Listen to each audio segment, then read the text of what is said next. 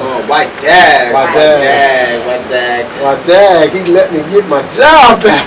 Whoa. This is just a per diem gig. This is not full time here. This is just per diem while you're on a 90-day probation. We're checking your background. That's all it is. So I drove all the way from Virginia Beach for you to tell me that. You could have told me that on the phone. Nah. We professionalism. We like to be face to face when we. That's what we do. Listen, young man. I was driving over there and I heard you giving them tips on interview. Yeah. So, young lady and young man, is it okay for me to introduce this guy? Of course. Who we got on the swag chair? Oh man, who's on the swag chair is no other than my brother, my best friend, my partner, and he was my partner in crime. Okay. Right? Okay. When we was double chaos. Yeah. But now he's my partner in Christ. Amen. He's an inspirational speaker. Yeah. He's an author. Okay. He's a motivational, not a motivation because he correct me, and let me say this, he's a mentor, but most of all, he's a father who handed the torch to his sons. Put your hands together, y'all, for the mighty Mr. Mike Bethune. Welcome to the swag, Mike. Appreciate it, man. Appreciate it. Glad to be here. Yes. Glad to be here. It's good to have you here. Yeah, I'm here. Allergies got me a little bit, but it won't stop anything. Allergies, they got everybody. Yeah. They come and go. It just comes. When it comes, it comes. But when it goes, you think about it. Absolutely. You used to get allergy shots from Dr. Torrey? Nah. Never any allergy shots, anything like that. Just Claritin here and there. That's about it, man. Try to stay away from meds as much as I can. All natural stuff. There's fruit that take care of that. An apple a day keeps the doctor away. Yep. Glad to be here, though. Man, we welcome you here, man. Again, I had to beg, Joe and Naj so that I could sit here and do this because you mean so much to me, man, as far as all the history we have. You know what I'm saying? I had to drive up here to sit here and be a part of this interview. And this is his, this guy has been on vacation, already. He just took over the show maybe 2-3 months and went on vacation. Business. I had to take care of business. That's all. Business. That's all. So he can handle it. He can handle this. And Naj, he can handle this. But it's a pleasure, man. So let's talk about the things that you have been doing, man. Let's start with being a father, because like Joe said, the entire month of June, we're gonna, introduce and represent, celebrate the fathers, and their sons. Yeah. So let's talk about Mike the father.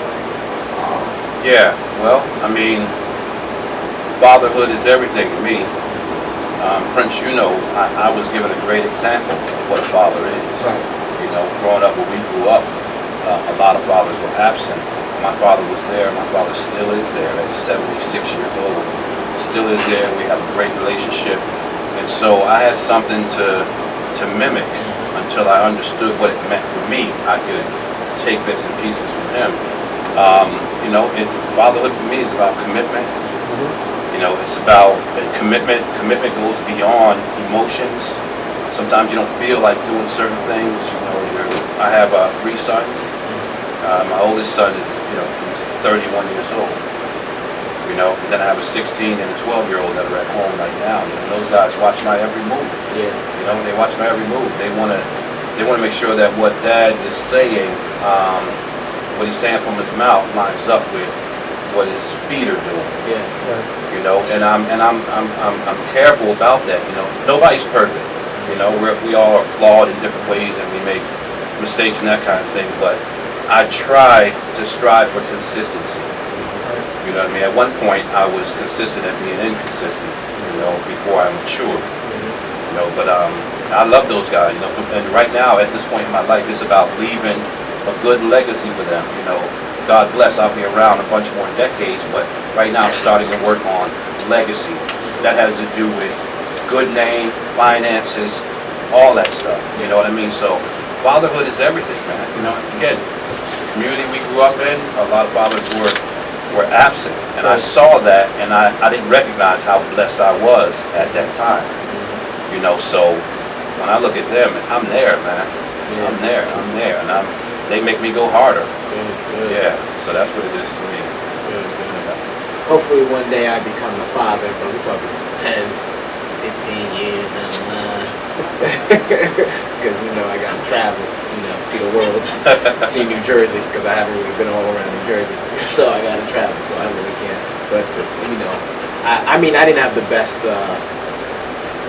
relationship with my father. He was there, but we're from Nigerian descent. So he was, in his mind, just him being there was good enough. But he did teach me how to work hard. He did teach me school is everything. But he was funny. He was a very funny guy. And that's probably where I get my funniness from him. But I did learn a lot from him. I learned what not to do, and I learned what to do. So father, for a man, a father figure or father is very important, even for a daughter too.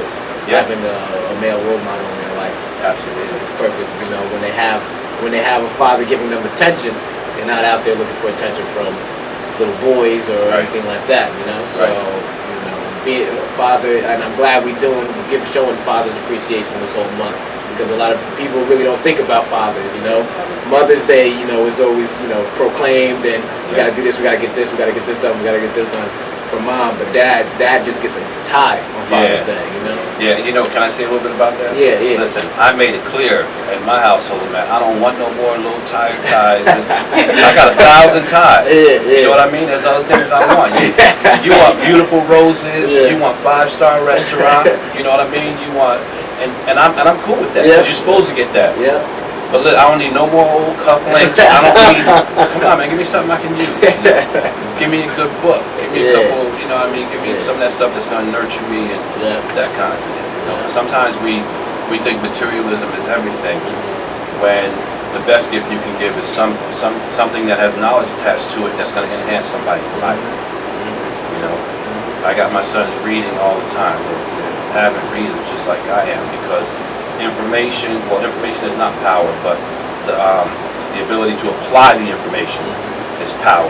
There's informed people on the corner right now stuck like I used to be, you know what I mean? And they have equivalent to PhD knowledge, but they don't know how to get out of this situation, so they have no application of the knowledge. And application is key, and that's what I'm teaching my sons. Don't just get full of all this information, know how to apply it to your life to make your life better and make other people's lives better. Right. So I have a question. You're a pastor, so how do you balance being a spiritual father and a father to your son? It's one and the same to me. It's one and the same to me, meaning that my faces don't change. When I'm in the church, I'm interacting with people in the church, and I'm giving advice, and I'm leading, and I'm taking advice. Good pastor listens. And the same way I interact with people in the church is the way I interact with my sons. Obviously, there's a whole lot more intimacy there, because they're with me a lot more, but there's not a lot that changes, except that I'm a lot goofier when I'm with my boys, because we just chill and we kick it. We do some really retarded stuff. I don't want to know. I know that's a loaded word, so I'm saying retarded in the best sense of the word. But yeah, we do some crazy stuff. They're a lot like me in that they love to have fun. Humor is important. There's not a lot of gray for me in my life. I'm either very serious, on the mission to get something done, or I'm just a bug out. Prince knows, and my sons have a lot of that too, and that's so important. I want them to see that, that I'm not just a father biologically, but I'm a dad. A father can pay child support, but a dad can get on the carpet and roll around with his kids and just be goofy and let them catch me having eaten a big thing of Haagen-Dazs butter pecan, and it knocked me out, and I'm on the couch, and they taking pictures and putting them on Instagram of me, and I don't trip. You know what I mean? So that's how we do it.